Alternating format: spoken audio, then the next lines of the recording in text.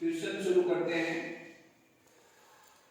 पहला प्रश्न है, इंसुलिन की कमी से कौन सा रोग होता है?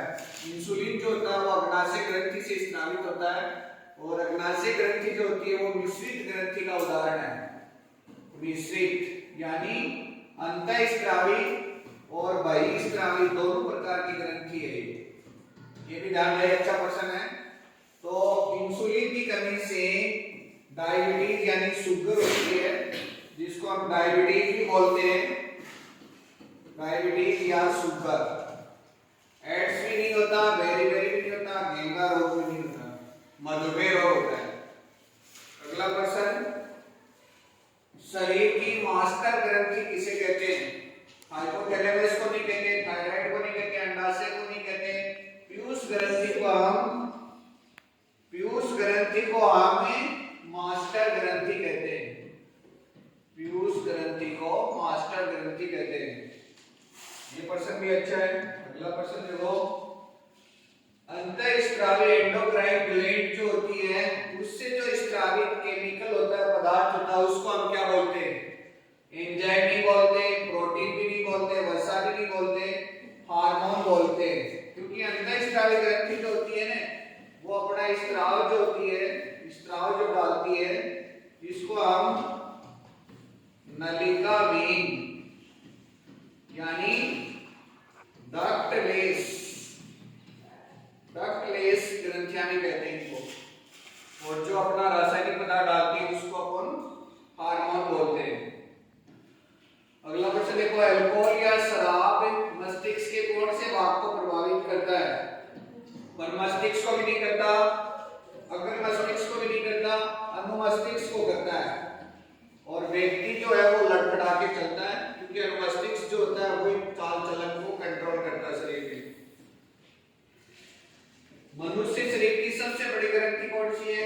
थायराइड भी नहीं है, वसा भी नहीं है, लीवर होती है यकृत ग्रंथि, और अंडाशय भी नहीं है। ये भी याद रहे, इम्पैक्ट प्रश्न है। उससे अगला प्रश्न देखो, प्रकाश का सर्वाधिक वेग कहाँ होता है? तारपीन में नहीं होता, पानी में भी नहीं होता, कांच में भी नहीं होता, निर्वात में होता है, और जिसका मान होता है 3 × 10⁸ मीटर पर सेकेंड। अगला प्रश्न, वातावरण में चांदी पर काली परत चढ़ जाती है, वो संक्षारण के कारण होता है, विकृत गतिविधि से नहीं होता, अपचयन से नहीं होता, विस्थापन से नहीं होता। इसका एक और उदाहरण ले सकते हो, लोहे पर जंग लगना, ये भी संक्षारण का उदाहरण है। ये भी अच्छा प्रश्न है। चांदी जो काली हो जाती है, प्राकृतिक सूचक है, नेचुरल जो इंडिकेटर है, मेथिल ऑरेंज नहीं होता, फिनोल्फिन भी नहीं होता, लिटमस पेपर होता है। उपयुक्त शरीर नहीं है। लिटमस पेपर जो होता है वो पहले भी एक प्रश्न आया था, लाइकेन से प्राप्त करते हैं इसको, लाइकेन या सेक से, और ये ही एक प्राकृतिक सूचक है। नेक्स्ट, शुद्ध जल जो होता है, अशुद्ध जल, डिस्टिल वाटर जो होता है उसका पीएच 7 होता है, फिक्स मान है। ये भी नहीं होता, अम्लीय भी नहीं होता, क्षारीय भी नहीं होता, अम्लीय भी नहीं होता।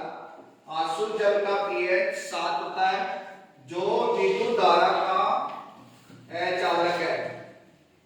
इसका विद्युत धारा का, यानी कि अशुद्ध जल में करंट प्रवाहित नहीं होता, क्योंकि लवण नहीं होते, अम्ल क्षार कुछ भी नहीं होता। अगला प्रश्न, मानव रक्त का पीएच कितना होता है? ह्यूमन जो ब्लड होता है इसका पीएच कितना होता है? तो ये हल्का क्षारीय होता है। ये प्रश्न भी अच्छा है, हल्का क्षारीय होता है। हल्का क्षारीय का ऑप्शन इसमें एक ही है, 7 से ऊपर की पीएच क्षारीय होती है। ये तो बहुत ज्यादा क्षारीय हो गया, ये अम्लीय है, ये अम्लीय, ये तो ही नहीं सकता। हल्का क्षारीय 7 पीएच उदासीन, 7 से नीचे अम्लीय, 7 से ऊपर क्षारीय। सिनबार किस धातु का है? देखो सिनबार जो होती है ना वो मरकरी है, पारा। अमलगम भी बोलते हैं, अमलगम, पारा जिसके साथ जुड़ेगा वो अमलगम। आयरन भी नहीं होता, कॉपर तांबा भी नहीं होता, जस्ता भी नहीं होता, मरकरी या पारा होता है। तो इसका राइट आंसर क्या है? मरकरी या पारा। अगला प्रश्न, तांबा और जस्ता यानी कॉपर प्लस जिंक मिलके जो बनाते हैं वो पित्तल बनाते हैं। सोल्डर भी नहीं बनाते, कांसा भी नहीं बनाते, ऊपर से भी तो ही नहीं सकता।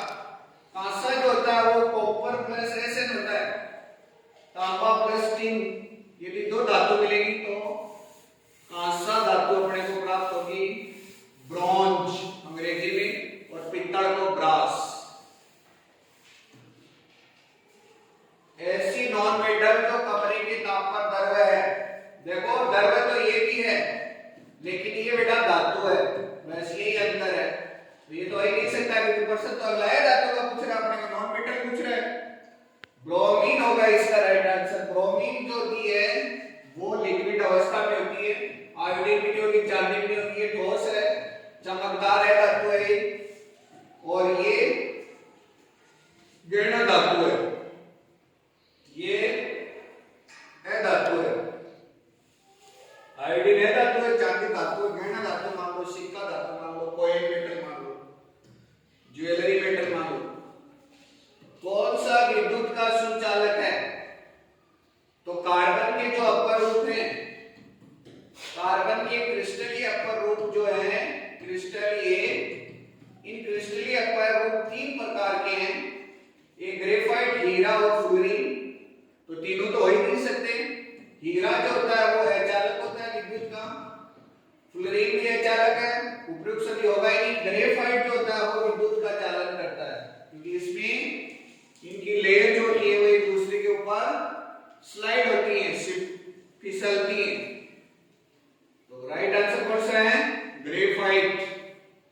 नेक्स्ट और लास्ट, ब्लड या खून के अंदर, रुधिर के अंदर, रक्त के अंदर जो द्रव्य भाग होता है वो क्या कहलाता है?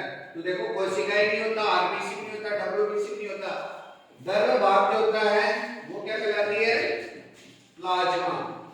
ये प्रश्न भी अच्छा याद रखिए, बाकी के नेक्स्ट प्रश्न अपन कल की क्लास में करेंगे। Thank you.